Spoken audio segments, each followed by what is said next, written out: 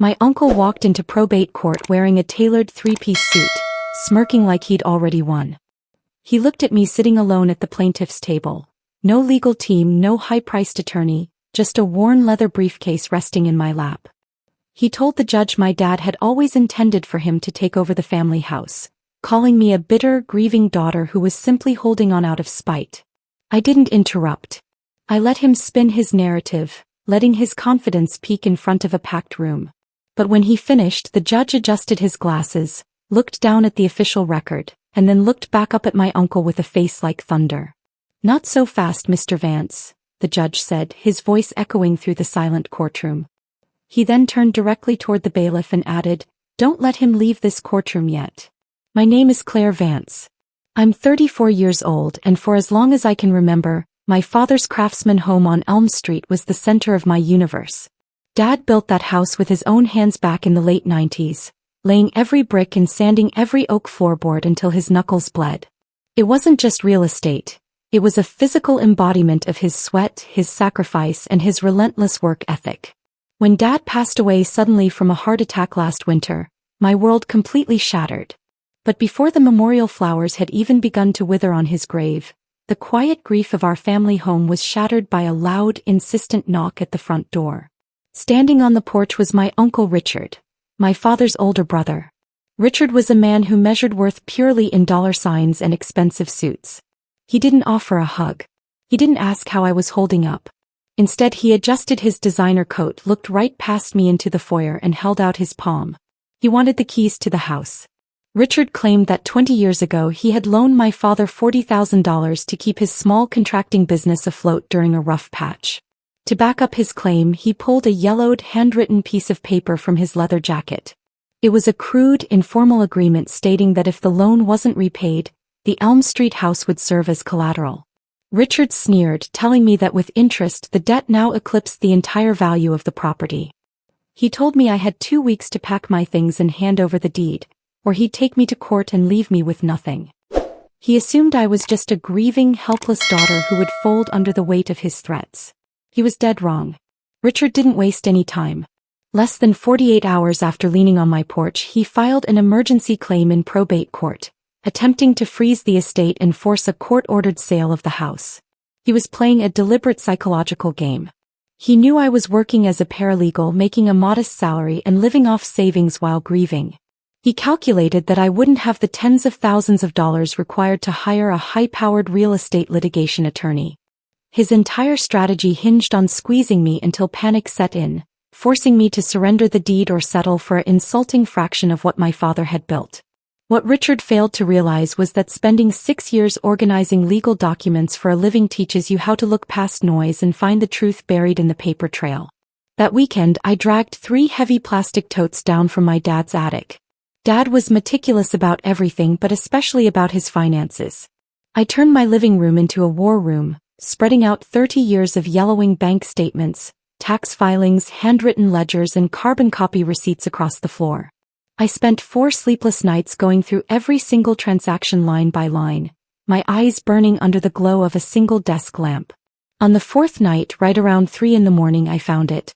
Tucked inside an unmarked manila folder from 2011 was an official notarized payoff receipt signed by Richard himself, confirming that the $40,000 loan had been repaid in full with interest 15 years ago. But my father hadn't stopped there. Right behind that receipt were bank stubs from their shared contracting business account.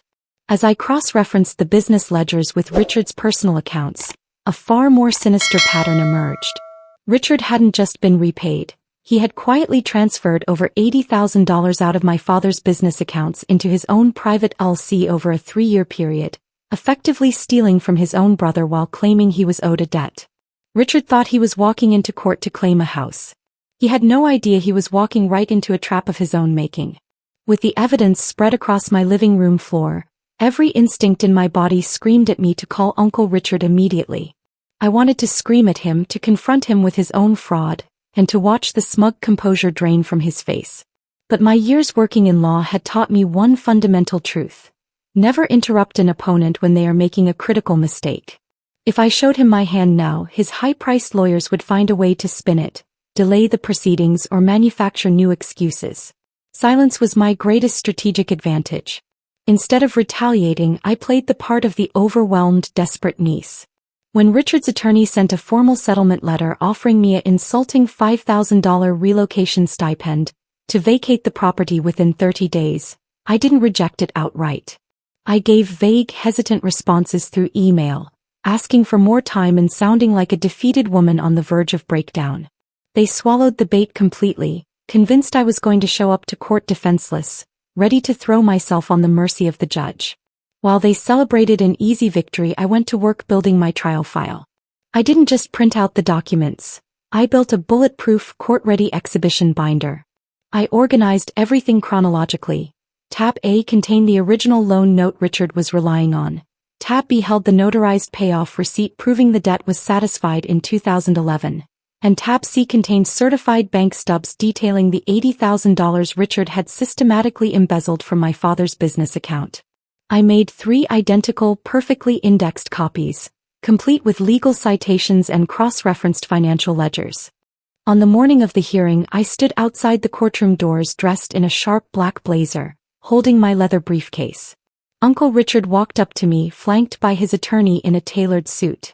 Richard gave me a condescending smile, leaned in close, and whispered that it wasn't too late to take the $5,000. He told me that representing myself without a lawyer would end in absolute public humiliation. I looked him dead in the eye, smiled back and said, "See you inside, Uncle Richard." The courtroom was cold and echoed with the quiet rustle of legal papers as Judge Vance, no relation to us thankfully, took his seat on the bench. Uncle Richard and his high-priced attorney sat at the defense table, oozing supreme confidence. When the bailiff called our case, Richard's lawyer stood up first, delivering a smooth, practiced opening statement. He painted Richard as a benevolent family savior who had sustained my father's business out of brotherly love, only to be stonewalled by an emotionally unstable daughter clinging desperately to an estate she couldn't afford.